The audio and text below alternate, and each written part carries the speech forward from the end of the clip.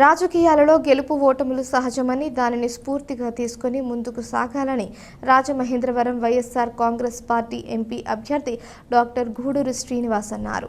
Party ఆదేశాల మేరకు అందరూ ముందుకు సాగాలని, టీడీపీ ఇచ్చిన హామీలను నెరవేర్చేలా ఉద్యమాల ద్వారా ఒత్తిడి తేవడానికి సిద్ధం కావాలని పిలుపునిచ్చారు. గురువారం రాజమండ్రి తిలక్ రోడ్లోని YSR Congress party parliamentary party కార్యాలయంలో రూడా చైర్మన్ రౌతు సూర్యప్రకాశరావు, వైఎస్ఆర్ కాంగ్రెస్ పార్టీ జిల్లా ప్రచార కమిటీ అధ్యక్షులు తోట రామకృష్ణతో కలిసి గూడూరు శ్రీనివాస్ విలేకరుల సమావేశంలో మాట్లాడారు. గత 3 నెలల కాలంగా వైఎస్ఆర్ కాంగ్రెస్ పార్టీ విజయం కోసం కృషి చేసిన నాయకులు, కార్యకర్తలకు కృతజ్ఞతలు తెలిపారు. పదవులు శాశ్వతం కాదని, జీవితంలో కష్టాలు, సుఖాలు ఉన్నట్లే ఎన్నికలలో జరుగుతుందని అన్నారు. జనరల్ ఎన్నికలలో ఒక గాలి వీస్తుందని, ఆ గాలి వైపు ప్రజలు ఉంటారన్నారు. మేము ఇప్పుడు ఎందుకు ఓడిపోయాము అనేది పరిస్థితులు సమీక్షించుకొని రానున్న రోజులలో ప్రజల మద్దతుతో అఖండ విజయం సాధిస్తామని ధీమా వ్యక్తం చేశారు.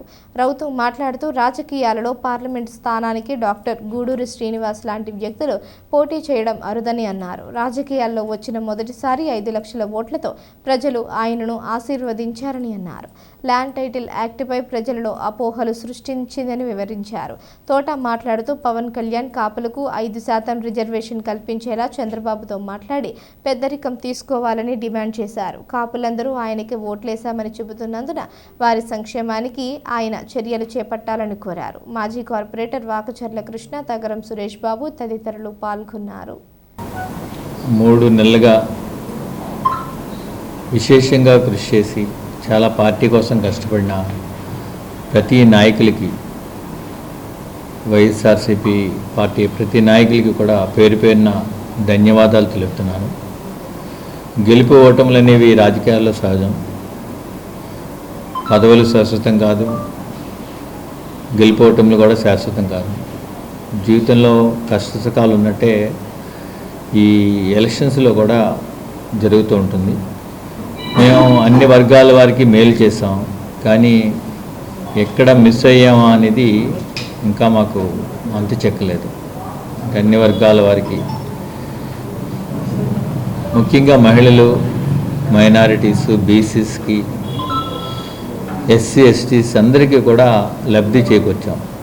కాకపోతే వారు కొన్ని అలవికాని హామీలు ఇచ్చారు. ప్రతిపక్షం వారు, గతంలో ప్రతిపక్షంలో ఉన్నవారు, అంటే ప్రతి ఒక్కరికి అమ్మఒడి ఇస్తాం, అమ్మాయిలందరికీ 18 దాటిన వాళ్ళందరికీ కూడా 1500 ఇస్తాం, 3 గ్యాస్ సిలిండర్లు ఇస్తాం, 4000 పెన్షన్ ఇస్తాము బకాయిలతో సహా అన్నట్టుగా చెప్పారు. వారు ఎంతవరకు అమలు చేస్తారో వేచి చూద్దాం. ఒక 6 నెలల టైంలో మనం కూడా వారి పరిపాలనని సమీక్షించుకొని మనం ఏం చేయాలి తర్వాతే భాగంలో, అంటే ఏ గవర్నమెంట్కైనా 3 నుంచి 6 నెలలు టైం ఇవ్వాలి. వాళ్ళు ఎంతవరకు స్థిరపడతారు, ఏ విధంగా పనిచేస్తారు అనేది, దాన్ని బట్టి వాళ్ళని అసెస్ చేసుకుని మనం తదుపరి కార్యాచరణ అనేది రూపొందించుకుందామని చెప్పి నా భావన. రాజమండ్రి పార్లమెంట్కి గూడూరు శ్రీనివాస్ గారు లాంటి వ్యక్తికి పోటీ చేయడం, వారికి 5 లక్షల వరకు ఓట్లేసి ప్రజలు ఆశీర్వదించడం జరిగింది. కానీ ఓటమి పాలు అయినా మరి డాక్టర్ గారు లాంటి వ్యక్తిని మరి రాజకీయాల్లోకి రావడం అనేది చాలా బహు అరుదు. ఇంచేతనంటే చక్కని ఒక డాక్టరు,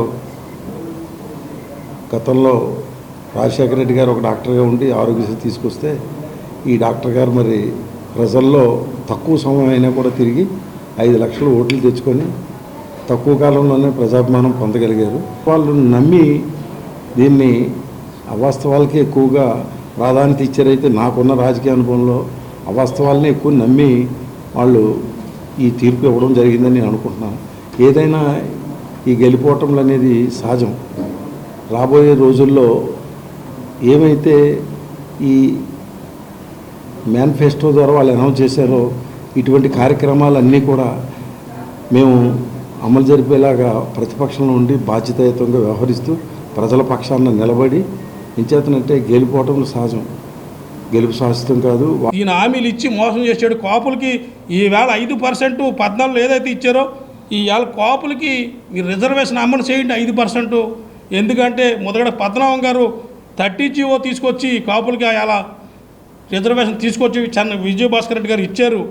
ఆ జీవోని ఇప్పుడు ఇంప్లిమెంట్ చేయండి. ఎందుకంటే మీరు కూటమితో ఉన్నారు, సెంట్రల్లో కూడా మీ పార్టీ వస్తుంది కాబట్టి, పవన్ కళ్యాణ్ గారు కాపు కాబట్టి కాపులకి 5% రిజర్వేషన్ ఇస్తే ఈ చంద్రబాబు నాయుడు గారు ఇచ్చిన హామీ 2014లో మరి చాలా బాగుంటుందని చెప్పి పవన్ కళ్యాణ్ గారిని ఈ మీడియా ప్రకారంగా మేము అడుగుతున్నాం.